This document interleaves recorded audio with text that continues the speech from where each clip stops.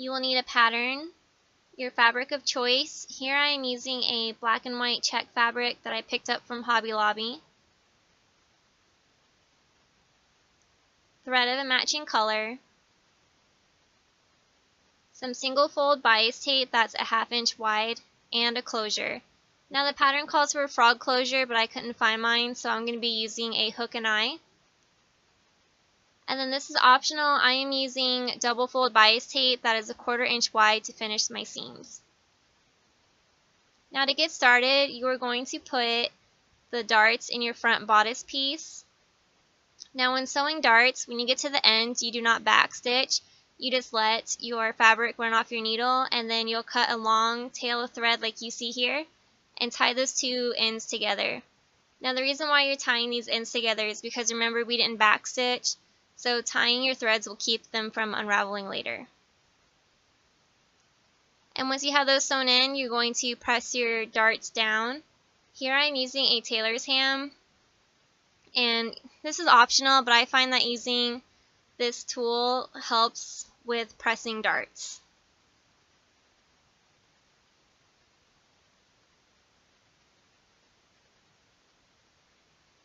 And you will do that on both sides.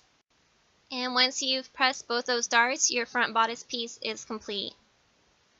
Now to do the back bodice, you're going to take your two back pieces and flip them so that they are right sides facing. And then we're going to stitch from the bottom up about 6.5 inches.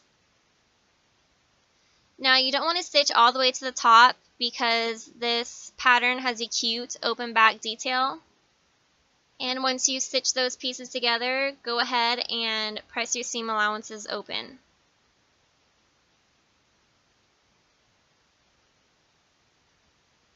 And here you'll see I'm using my seam gauge. This is to make sure that my seam allowance is equal throughout the entire back piece because we didn't stitch all the way to the top. I want to ensure that the back is a nice even line.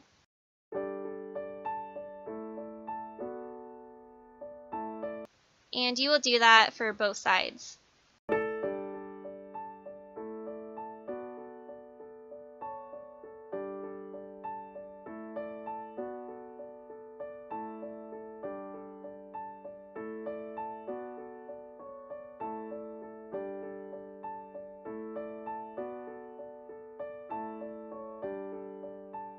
So at this point, you've completed both your front bodice and your back bodice pieces.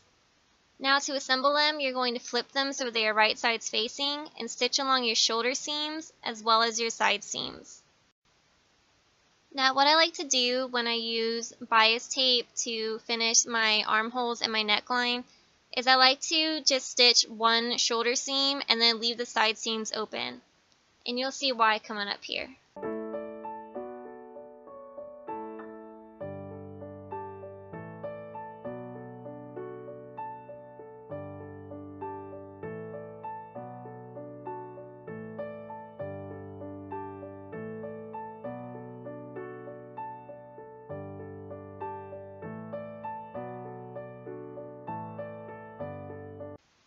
And once you've stitched your shoulder seam, go ahead and measure out your bias tape for your armholes as well as your neckline.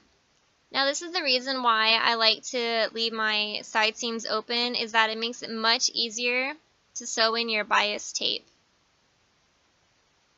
Oh, and also when I measure out my bias tape, I like to add about a 1/2 inch to 1 inch extra just to be on the safe side.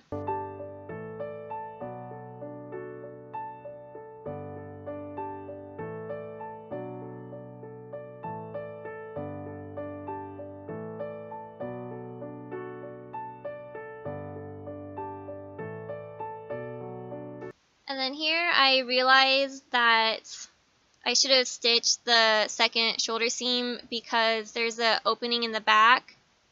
So I went ahead and stitched that after I measured out how much bias tape I will be needing.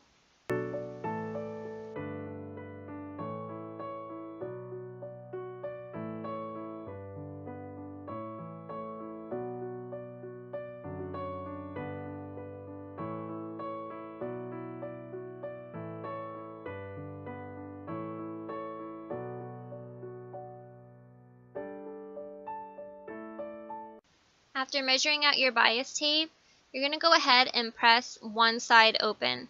Now you don't want to press this so well that you can no longer see the crease in the bias tape. You want to be able to see that, and the reason is because that helps you, one, placing your bias tape, and two, stitching it on your garment. So what you're going to do is you're going to take that crease and lay it on top of the stitching along your neckline. Now I didn't show this earlier and I'm sorry for that. The stitching along the neckline, I did stay stitching about a 1/4 inch in. And what stay stitching is it keeps your neckline from one, stretching out, and two, it provides a guideline for where you're going to place your bias tape. And you're going to want to place your bias tape right sides facing.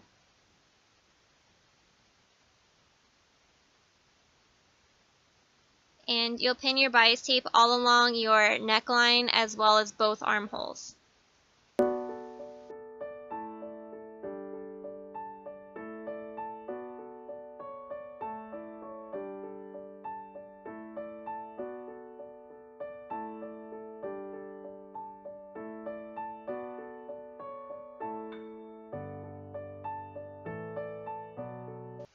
And once you've done pinning, it should look something like this.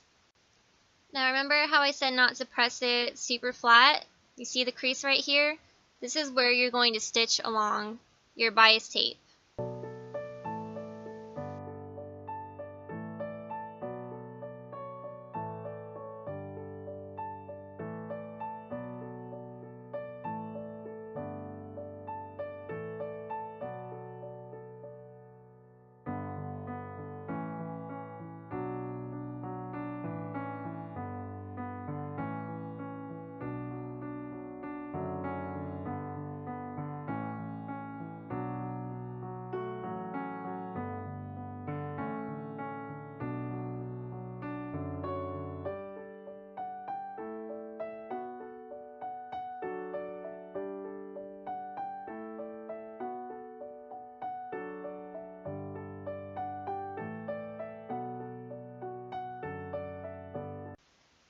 And once you're done sewing on all your bias tape, you're going to fold it down and pin it, and it will create a nice finish along your neckline and your armholes.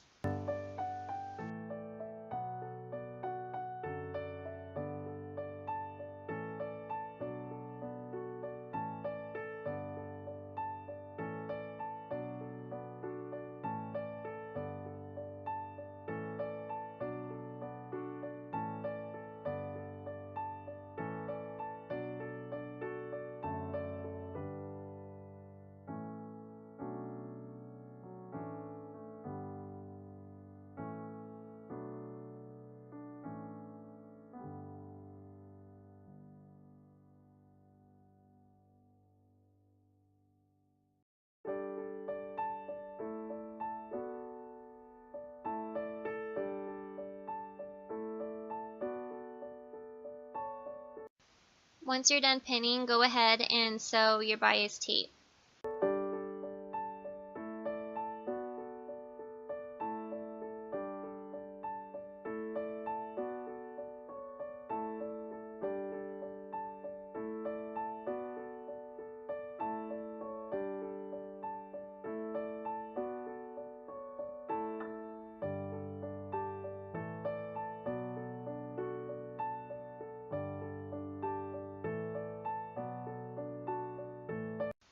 And see, it looks nice and clean.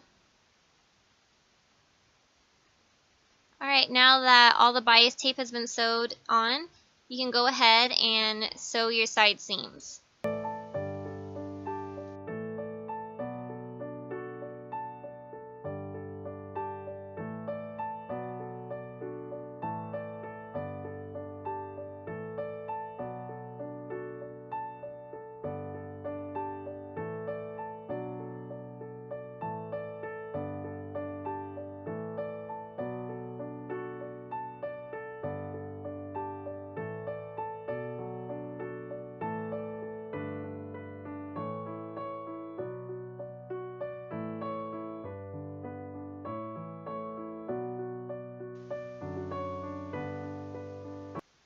And once you're done sewing your side seams, your bodice is complete. So now it's time to assemble the skirt portion of your top. You're going to take your two pieces and flip them so they are right sides facing, and then stitch along the side seams.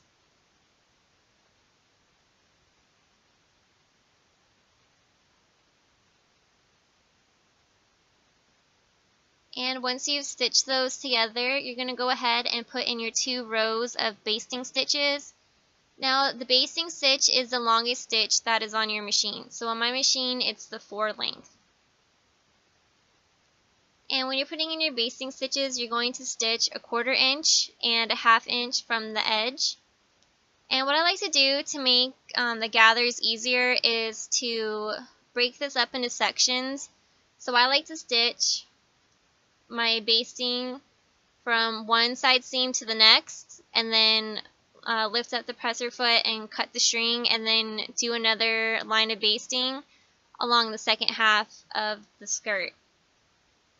And this just makes it a lot easier when doing your gathers.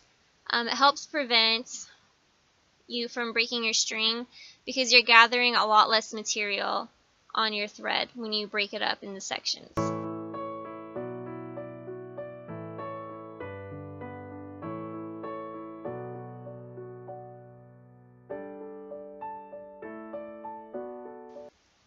Okay, we're almost done. Now all we have to do is attach our 2 pieces together. So to do this, what you want to do is take your bodice piece and turn it inside out. And then attach your 2 pieces right sides facing. Now when you do this, you want to make sure that you are lining up your side seams, as well as ensuring that your basting stitches are on the side that you're attaching to the bodice, because you don't want your basting stitches to be at the bottom of your top. And I've actually done this, so just be careful when you do this.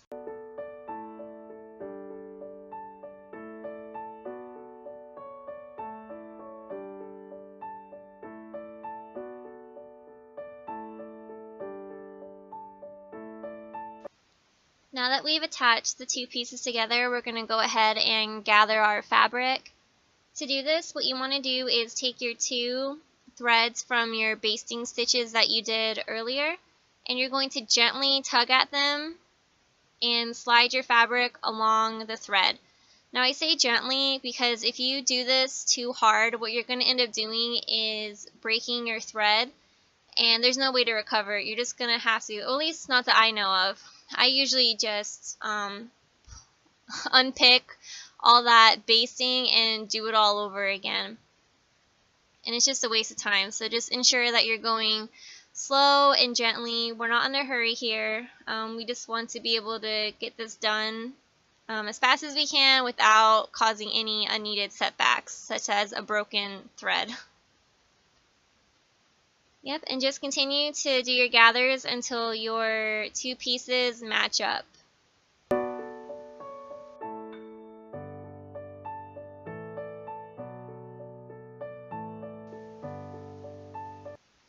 Now that we've finished our gathers, we can go ahead and attach the 2 pieces together. Now what I like to do here is when I attach anything, I like to start the stitching and end the stitching in the side seams.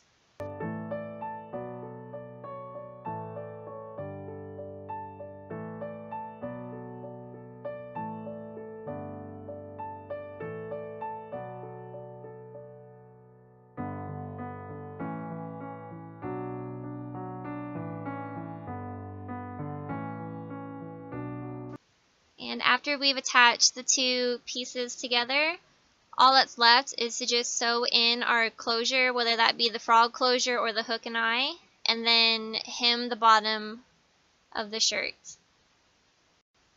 And it should look something like this. And here's the finished garment.